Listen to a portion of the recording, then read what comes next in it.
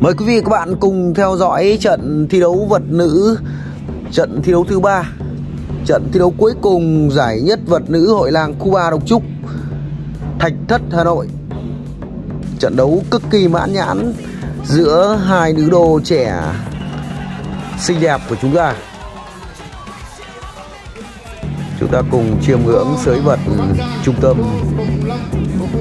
sới vật của làng khu 3 Độc Trúc. Và hai cụ ông cực kỳ đẹp lão xuất hiện trên khung hình lúc này. Hai cụ ông của làng với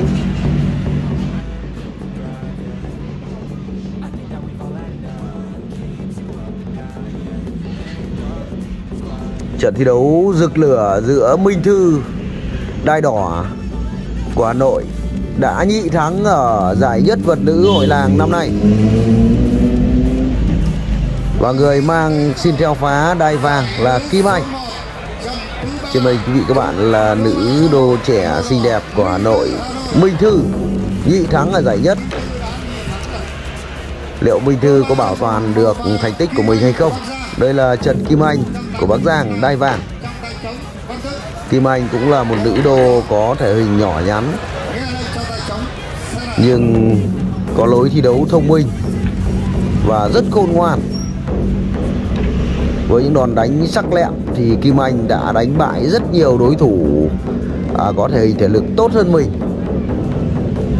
Hai nữ đô chúng ta thực hiện nghi thức xe đài. Xe đài là một nghi thức không thể thiếu trong môn võ vật dân tộc của chúng ta. Như vậy là trận thi đấu thứ 3 của giải nhất vật nữ bắt đầu.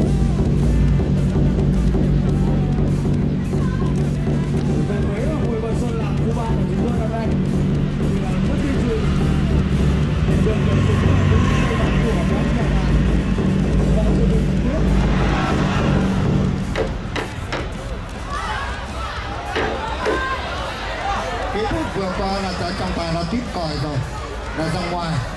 Hai đô tiếp tục thi đấu ở khu vực giữa sới. Minh Thư của Hà Nội là một nữ đô trẻ dày dặn kinh nghiệm thi đấu rất nhiều các trận thi đấu ở các giải vô địch quốc gia cũng như giải trẻ toàn quốc trong các năm vừa qua dưới bàn tay nhào nặn của cựu huấn luyện viên trưởng đội tuyển quốc gia Ngô Huy Hà, một người con ưu tú của quê hương Cát Quế, Hà Tây. Minh Thư đã trưởng thành rất nhiều. Và đặc biệt là trong ban huấn luyện tuyển Hà Nội còn có nữ vận động viên với thành tích cao nhất, có thể nói là cao nhất trong làng vật của chúng ta hiện nay, là được dự thi đấu giải Olympic, Nguyễn Thị Lụa của Yên Nội, Quốc Oai.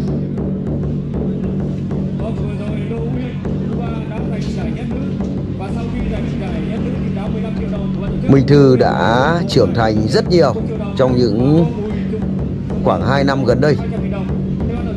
Còn Trần Kim Anh của Bắc Giang thì như chúng ta đã biết, đai vàng, là một nữ đô nhỏ nhắn xinh đẹp và thi đấu rất sắc sảo với những đòn đánh sắc lẹm, với thần thái thi đấu rất tốt.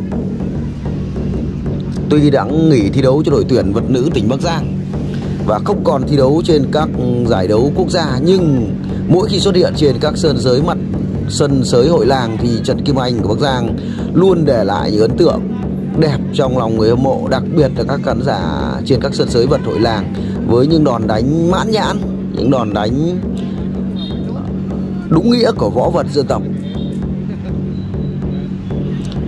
Và xét về mặt thể hình, thành tích, kinh nghiệm thi đấu thì cả hai đô đều có những mặt mạnh và mặt yếu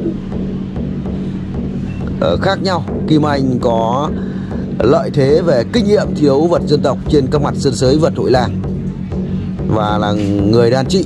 Còn Minh Thư, lợi thế là của Minh Thư là đang tập luyện thường xuyên cùng đội tuyển vật nữ Hà Nội, có thể lực, thể hình, có thể lực dẻo dai và tốt hơn so với người đàn chị Kim Anh đã nghỉ thi đấu. Nhưng hạn chế là vật dân tộc Minh Thư không có kinh nghiệm. Một pha bốc một của Minh Thư. Kim Anh cũng rất khôn ngoan.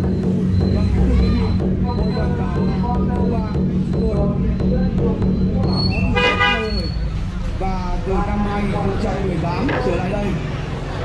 Idol của chúng ta tạm nghỉ trong giây lát.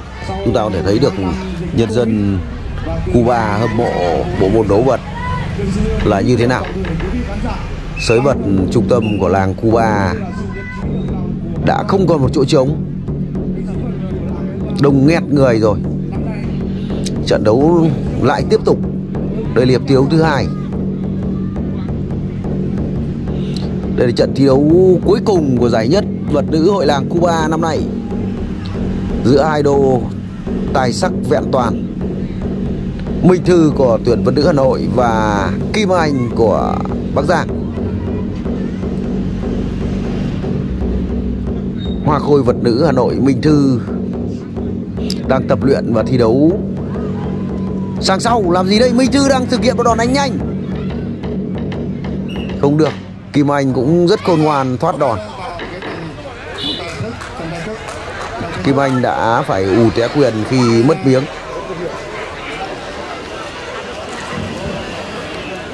Như vậy là các đô tạm nghỉ trong giây lát. Lúc trước là chỉnh lại trang phục.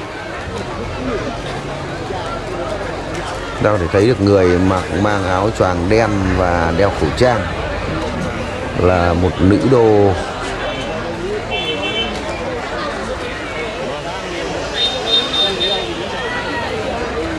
hình như là Kiều Thị Kiều Anh của Hà Nội. Nhìn vóc dáng tôi đoán là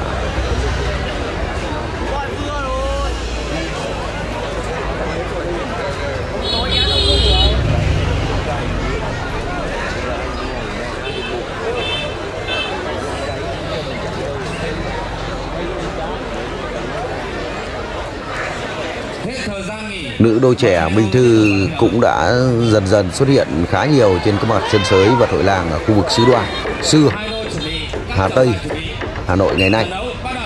Trận đấu tiếp tục.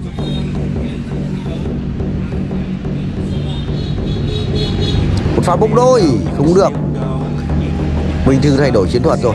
Càng về cuối trận thì Minh Thư đã tăng tốc và thực hiện những đòn đánh nhanh hơn. Có lẽ lợi thế mặt thể lực đang thuộc về Minh Thư khi Minh Thư là nữ đô trẻ hơn và đang tập luyện chuyên nghiệp, còn Kim Anh đã nghỉ tập luyện chuyên nghiệp nên thể lực có thể và sức bền có thể không thể so lại với người đàn em Minh Thư của mình. Minh Thư đang thực hiện chiến thuật tăng tốc với tốc độ thi đấu nhanh hơn, cao hơn để làm cho đối phương phạm phải những sai lầm.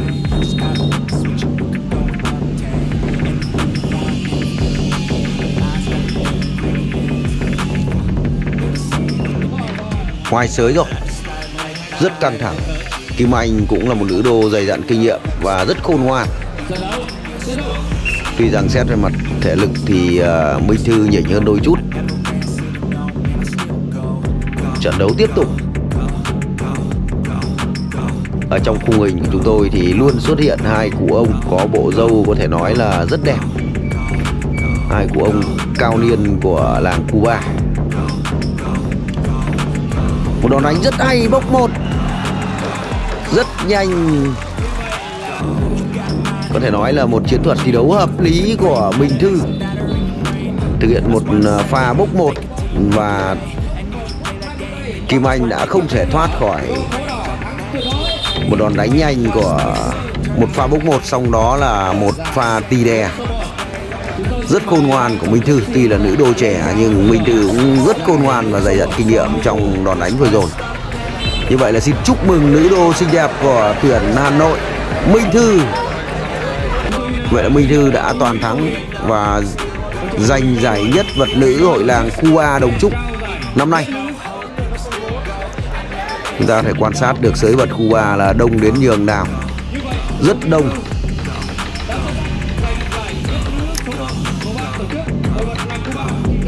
Một cô gái trẻ xinh đẹp. Xin chúc mừng, cảm ơn quý vị và các bạn đã theo dõi video của 24 giờ Sport.